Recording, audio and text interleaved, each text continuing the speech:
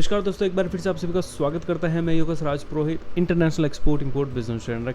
अगर आप export business करना चाहते हो तो आपको कार्गो इंश्योरेंस के बारे में पता होना चाहिए। क्या होता है कार्गो इंश्योरेंस और इसमें खुद का नुकसान होने से बच सकते हो। देखो क्या होता है, कभी कभी एक्सपोर्ट बिजनेस में इंश्योरेंस सबसे महत्वपूर्ण पार्ट अदा करता है। क्यों अदा करता है? क्योंकि जैसे कि अब अगर मैं किसी भी गुड्स को एक्सपोर्ट करता हूँ तो मैं अपने बायर के साथ में जो है कोऑर्डिनेट करूँगा, उनके साथ बात करूँगा और बात करने के साथ में जब वो हमको पूरी इंक्वायरी देंगे, कोटेशन देंगे, तब उसके अंदर इनको टर्म्स यानी कि डिलीवरी टर्म्स वो हमको प्रोवाइड करवाएंगे कि डिलीवरी टर्म्स आपको कहाँ तक गुड्स रखना है, आपकी ज़िम्मेदारी कहाँ तक है और आगे जिम्मेदारी बाहर की ज़िम्मेदारी कहाँ से शुरू होगी।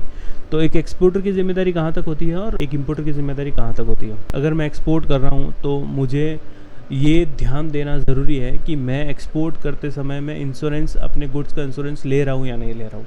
इंश्योरेंस लेना बहुत ही ज़रूरी होता है। इंश्योरेंस लेना क्यों ज़रूरी है? देखिए, बहुत सारे लोगों का ये क्वेश्चन रहता है कि ट्रांजिट पीरियड के दौरान में शिप डूब गई तो, शिप में आग लग गई तो, और किसी चोर डाकू लुटेरों ने शिप को लूट लिया।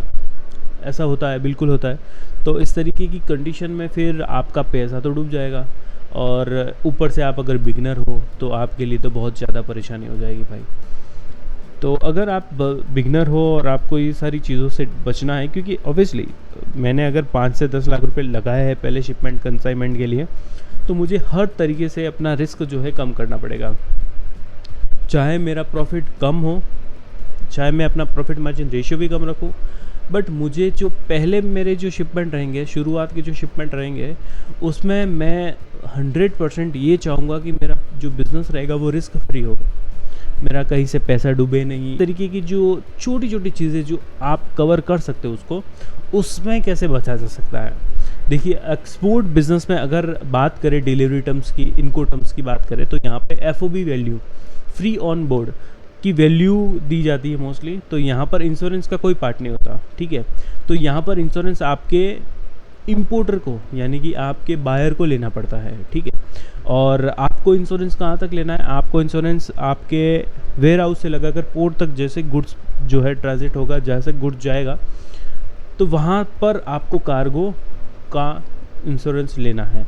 आप चाहो तो ले सकते हो, ठीक है, और नहीं चाहो तो कोई बात नहीं। अगर बीच में गुड्स की चोरी हो गई, एक्सीडेंट हो गया, तो रिस्पॉन्सिबल आप रहेंगे। उसके आगे शिप के अंदर आपने कंटेनर रखा, उसके आगे भले कुछ भी हो जाए, आपकी रिस्पॉन्सिबिलिटी ख़त्म हो जाती है, क्योंकि वैल्यू FOB की हुई थी, बात FOB की हुई थी।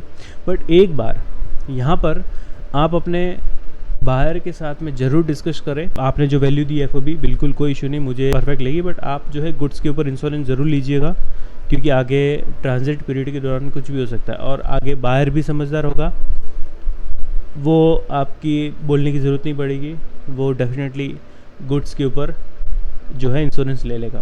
अभी दूसरी एक वैल्यू आती है इनको टर्म्स में, जिसको बोलते हैं CIF, cost, insurance and freight. सारी कॉस्ट हो गई, आपका इंश्योरेंस हो गया, और जो भी भाड़ा लगना है वो शिप का। तो ये आप एक्सपोर्टर हो आप, तो आपको सारी कॉस्ट बेयर करनी पड़ेगी, यानी कि ये सारी कॉस्ट जो है आपको मैनेज करनी पड़ेगी। इंश्योरेंस भी आपको लेना पड़ेगा और शिप का जो भाड़ा रहता है वो भी आपको देना पड़ेगा, और रिमेनिंग जो पेमेंट होता है वो तो आपको जो है अरेंजमेंट करना ही पड़ेगा। तो ये इसमें इंश्योरेंस ऐड हो जाता है और शिप का जो भाड़ा होता है वो ऐड हो जाता है। तो जब आप इस तरीके की डील करते हो जिसमें इंश्योरेंस आपको लेना पड़ता है, तो उसमें आपकी रिस्पॉन्सिबिलिटी होती है। शिप अगर डूब जाए, चोरी हो जाए गुड्स, तो रिस्पॉन्सिबिलिटी आपकी होती है। तो इसमें अगर आपने इंश्योरेंस लिया है और इस तरीके की अगर घटना घटती है, तो आपका पैसा नहीं डूबेगा और आपकी रिस्क है वो एकदम कम हो जाएगी, क्योंकि आपने ऑब्वियसली इंश्योरेंस लिया है। तो ये चीज़ें आप अगर बिगनर हो तो आपके लिए काफ़ी ज़्यादा इम्पोर्टेंट होती है। और हमने भी बहुत सारी चीज़ों का ध्यान रखा शुरुआत में, और हर कोई चाहता है कि अपना उसका पैसा नहीं डूबे और सेफ़ बिज़नेस करें। शुरुआत के दिनों में जब वो एक्सपोर्ट करता है, जब बिगनर को एक्सपोर्ट करता है, तो वो चाहता है कि गुड्स ना जो है ख़राब ना हो, बायर उसका पेमेंट कर दे, शिप डूबे नहीं, या पहला शिपमेंट यही भगवान से कृपा करता है कि भगवान पहला शिपमेंट अच्छे से करवा दो, उसके बाद में प्रोसेस चलता रह जाएगा, ठीक है। तो ऑब्वियसली पहले शिपमेंट के लिए सबको कुछ ना कुछ डर होता है। तो अगर आप प्रोसेस के हिसाब से चलोगे, स्टेप बाय स्टेप चलोगे, तो आपका ना तो कभी पैसा डूबेगा और ना ही कभी आपके साथ में कुछ ट्रेजिडी होगी।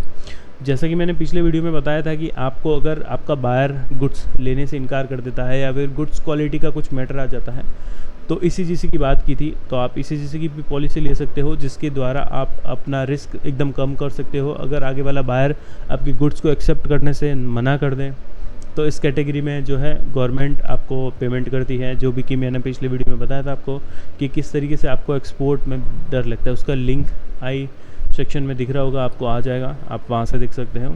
तो आप भी अगर एक्सपोर्ट बिज़नेस सीखना चाहते हो या आपके अंदर भी बिज़नेस आइडियाज़ है, तो आप हमको DM कर सकते हो। किस तरीके का आप बिज़नेस करना चाहते हो, क्या प्लानिंग है, आप हमारे साथ शेयर कर सकते हो, ठीक है। और अगर आप हमारे चैनल पे नए हो तो चैनल को सब्सक्राइब करना ना भूलिए और बेल आइकन ज़रूर दबाइए। हो सके सारी इंक्वायरी हमको इंस्टाग्राम हैंडल पे आप ज़रूर देखिए, जो यहाँ पे नीचे सेक्शन में आ रहा होगा। आप हमको इंस्टाग्राम पे जो है DM करिए और सारी डिटेल आप मेंशन कर सकते हैं। मिलते हैं अगले वीडियो में। टिल देन जय हिंद, जय भारत।